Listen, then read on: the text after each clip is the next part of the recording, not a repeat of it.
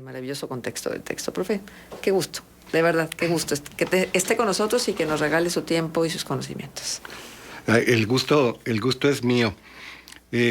Hace rato Rocío Miranda mencionó el nombre de un insecto que a la mayoría de la gente le gusta, que es la mariposa. Claro que sufrió una gran transformación, una metamorfosis. Originalmente a la mayoría de la gente le disgusta, lo repudia, le repele, le repugna. Y esa es la oruga. Pero esencialmente es el mismo insecto. Me acuerdo de una persona cuya obra me ha hecho admirarla mucho. Era una pediatra que luego hizo estudios de psiquiatría y desarrolló como nadie lo que se conoce como tanatología. Era una niña que nació con 2 hermanas gemelas, fue un parto de trillizas, fueron triates, idénticas, homocigóticas o univitelinas. Ya saben que estoy hablando de la doctora suiza Elisabeth Kübler-Ross. Sí. ¿Qué es vitelina? Del mismo saco vitelino. Sí. Okay. Sí, hay gemelos que son fraternos, ¿sí? O llamados simplemente mellizos. Okay. Se parecen tanto como 2 hermanos comunes. Sí. Pero hay otros que físicamente son idénticos. Esos son los homocigóticos. Son los verdaderos gemelos.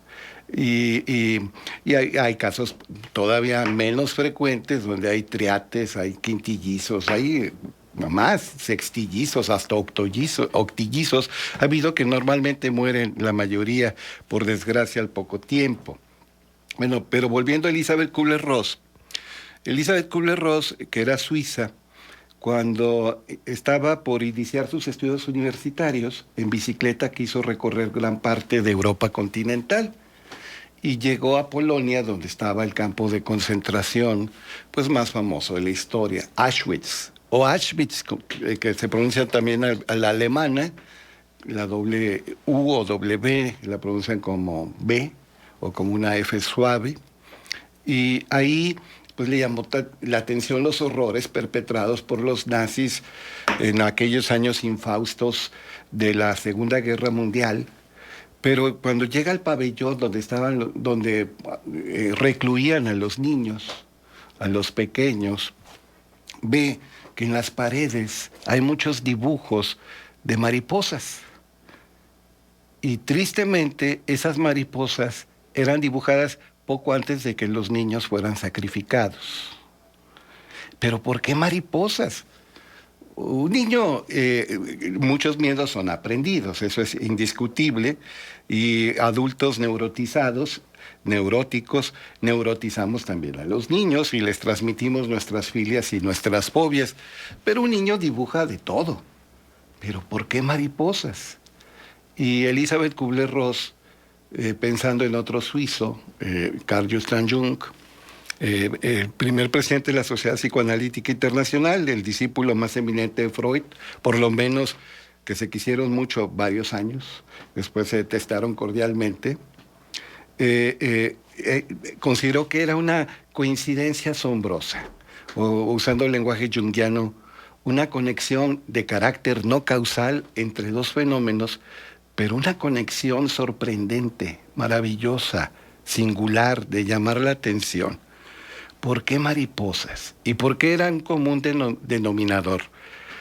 Y las letras del alfabeto, que en realidad, hablando en sentido estricto, solo hay un alfabeto, que es el griego, alfa, beta, gamma, delta, eta, teta, son 24 letras, pues tiene la letra psi, y psi viene de mariposa.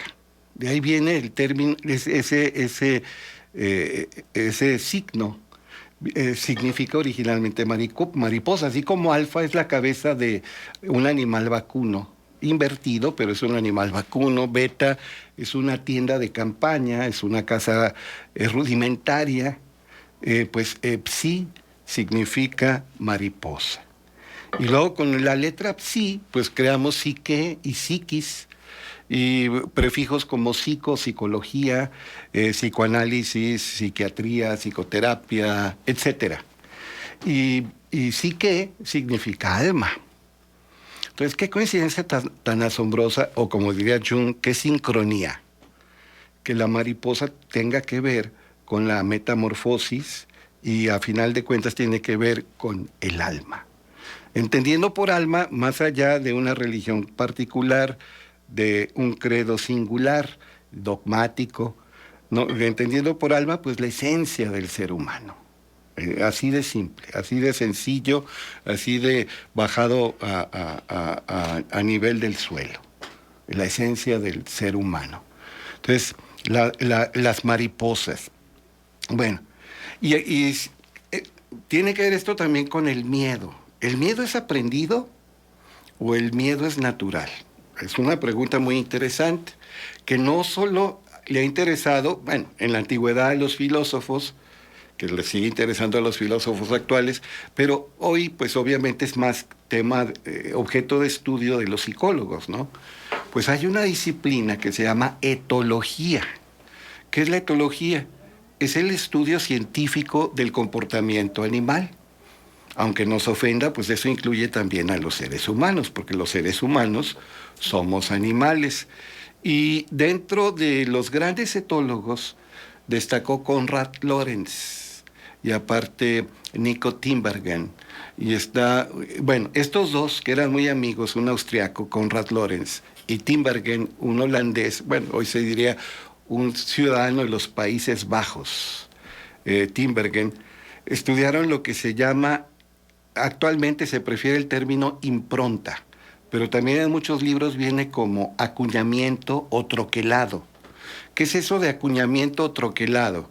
Pensamos, por ejemplo, en numismática, en la manufactura de monedas. Bueno, pues también, así como se imprimen caracteres en una moneda, en el metal que forma una moneda, pues también en la conducta y en la personalidad, este término es correcto, de todo tipo de animales, incluidos los humanos. Hay acuñamiento, troquelado o impronta. Por ejemplo, hay aves que abandonan pronto el nido, tan pronto son capaces de volar. Uh-huh. Esas aves, apenas eclosiona el huevo, apenas se rompe el cascarón y salen, la mayoría de ellas desarrollan un vínculo con el primer ser viviente cuyo movimiento perciben, lo cual a veces es desastroso. Se supone que el primer ser viviente pues sería la progenitora, el ave que puso el huevo, pero no siempre es el caso. Uh-huh. Y entonces, Tinbergen y Konrad Lorenz, por ejemplo, hay muchas fotos donde son seguidos por animales anádicos, ¿qué es esto? Los patos, los gansos, en fin, de la misma familia, que los van siguiendo a todas partes. ¿Por qué? Porque tan pronto se rompió el huevo, se rompió el cascarón, salieron del huevo, mejor dicho, ellos se movían en torno a los polluelos y los polluelos tenían un vínculo permanente con ellos. Uh-huh. Esto se llama acuñamiento, impronta o troquelado. Lo mismo pasa con algunos reptiles. Uh-huh. Los reptiles y las aves tienen un nexo directo. Los conocedores de la teoría de la evolución dicen, bueno, los dinosaurios ciertamente se extinguieron, pero más bien se transformaron y se transformaron en aves. Los dinosaurios de hace millones de años tuvieron que cambiar mucho y son las aves que conocemos en la actualidad. Entonces, etología tiene el mismo lexema o semantema de ética. Etos significa costumbre, sí, pero también significa carácter, es decir, como una conducta y una actitud que se revelan en el tiempo, algo duradero. Es una conducta reiterada, es un comportamiento que tiende a permanecer. Entonces, una golondrina no hace verano, no se puede juzgar por un acto a un ser humano. Lo que importa es la actitud, lo que importa es lo duradero, lo que importa es lo habitual. Y de aquí quiero pasar a algo que es muy interesante. Se habla mucho del mundo virtual. ¿Cuál es el mundo virtual? Bueno, hoy entendemos por mundo virtual y también le llamamos mundo digital al mundo cibernético, al mundo de los medios masivos de comunicación electrónica, a lo que tiene que ver con computadoras y con internet y con multimedia. Pero virtual viene de virtud y la virtud es un hábito bueno. Y si nos vamos a los elementos del semantema, vir significa hombre y también da idea de fuerza. Por ejemplo, en las instituciones oratorias, Marco Fabio Quintiliano, un especialista en retórica, basándose en Cicerón, Marco Tulio Cicerón, decía que Cicerón demostró que el orador era el vir bonus dicendi peritus, el hombre de bien, experto en el hablar. Eso es un verdadero orador, el vir bonus dicendi peritus. Menciono esa locución porque vir originalmente significa hombre, o siendo más inclusivos en esta época que lo exige y qué bueno, significa ser humano. Entonces, lo virtual no se refiere forzosamente a los foquitos, a las computadoras, a las pantallas, a los flachazos, a lo luminoso, a lo electrónico, a lo cibernético. Por cierto, si me preguntaron que de dónde venía cibernética, kibernetes es chofer, es conductor, y por extensión es pilotaje o control. Entonces, Wiener, el creador de la cibernética, le llamaba así a la ciencia del control y la comunicación de todo tipo de organismos, tanto los naturales como los artificiales, mecánicos, eléctricos, electrónicos, computacionales. Entonces, es interesante. ¿Y por qué digital? ¿De dónde viene digital? Pues de dedos. Digital. De dígito. ¿Y por qué? Porque los controles, ¿cómo se llama? Los teclados implican el uso de los dedos. Y entre más rápido mejor. Esa es la verdadera prestidigitación. Y ahorita que hablaban de palmas, en la región hay palmas datileras. ¿Y de dónde viene dátil? Dátil viene de dedo. Si se fija en un dátil, pues es un dedo, si quiere usted, de un niño moreno y gordito, ese es el dátil. Pero dátil viene de dedo. Y entonces siempre es muy, muy interesante todo esto. Hace poco bromeábamos de una orquídea. Fuimos a desayunar unos amigos y había una orquídea artificial en medio de la mesa. Y les dije, acuérdense cuál es la etimología, y claro que la sabían. La orquídea viene de testículo. Ah, claro. Sí, como el náhuatl aguacate significa tal cual testículo. Ahora, ¿testículo qué es? Etimológicamente es el pequeño testigo, pero el testigo es el que se atreve, el que tiene presencia, el que tiene valor. O sea, testículo y testigo vienen... Entonces, aquel chiste que te anda rondando de que estaba un niño leyendo y entonces digo, y en lugar de decir testigo de Jehová, dijo testículo de Jehová. Es que es lo mismo, y a veces la palabra tiene un significado noble y a veces tiene un significado pobre, pero es la misma raíz. Por ejemplo, discernimiento, reflexión, introspección, ponderación cuidadosa. Muy fifi la palabra. Pero discriminación, exclusión, rechazo, maltrato, algo que va contra la dignidad humana. Pues es exactamente el mismo semantema, discriminación con una valencia negativa, que discernimiento con una valencia positiva. Entonces así estamos. Qué bárbaro, profe. De una palabra a la otra desde la raíz. Y es que sería más fácil para nosotros poder ponerle nombre a las cosas o poder definir algo si tuviésemos eso.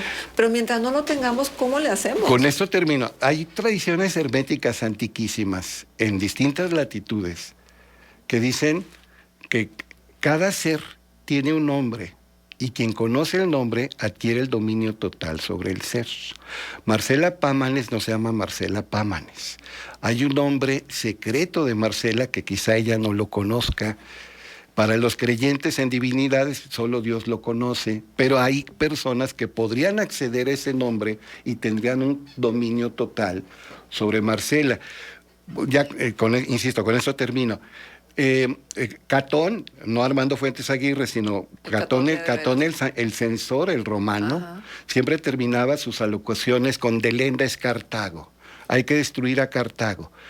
Era una obsesión para los romanos Cartago, que así se pronuncia, no es Cartago, es Cartago. Era la potencia enemiga, el imperio del mal, el enemigo que había que destruir, si no íbamos a ser, los romanos iban a ser destruidos por él. Y hay una tradición que dice que los arúspices, que los hombres de conocimiento, que los bates con V, los que hacen vaticinios, los que conocen el porvenir, de ahí viene Vaticano. Vaticano era la montaña donde se hacían vaticinios. Adivinaron, más bien, descubrieron el nombre de Cartago y entonces Cartago sucumbió. ¿Pero eso es cierto? Es muy interesante que Jorge Luis Borges lo maneja en varios poemas y ensayos, y en alguna tradición esto le llaman lagash. Entonces, acuérdese, también hay un cuento hermoso de los 10,000 nombres de Dios. Los 10 millones de nombres de Dios de Arthur C. Clarke, sí, que era un gran astrónomo y cosmólogo, que cuenta que los lamas, claro que todo es un cuento, contratan la mejor computadora de la IBM, International Business Machine, procesan todas las combinaciones, pronuncian los nombres de Dios y el universo empieza a desaparecer. ¿Por qué? Porque ya cumplió su cometido. Busque ese cuento. Voy a buscar el cuento, pero dígame, ¿sí es cierto que hay un nombre secreto? En el Apocalipsis, Apo más alto, Calcalipsis, revelación, la revelación más alta, dice que hay en una piedrita blanca el verdadero nombre de cada ser. Búsquelo ahí en el Apocalipsis. No, profe, pero dígame, no sé, ¿dónde lo busco? No, con todo gusto. Sí, pero busque. Eso viene en Revelación o Apocalipsis. Muy bien. Pues muchísimas gracias, profe. No, de veras que me quedo maravillada. Qué linda es la vida. Que después de haber escuchado al profe, después de haber escuchado a Ana y a Rocío, lo único que puedo decir es qué linda es la vida. Bueno, vamos a ir a la pausa comercial. Esto no está tan lindo, pero es una realidad y tenemos que enfrentarla y tenemos que ver cómo se resuelve. Vamos a hablar del ambulantaje en el centro histórico de Torreón de una manera muy particular, pero eso no quiere decir que no exista en todos los municipios de la comarca lagunera. Es parte de nuestra vida. Y no lo vamos a hacer desde si está bien o está mal. Simplemente está. ¿Qué vamos a hacer con eso? Exacto. Contextos.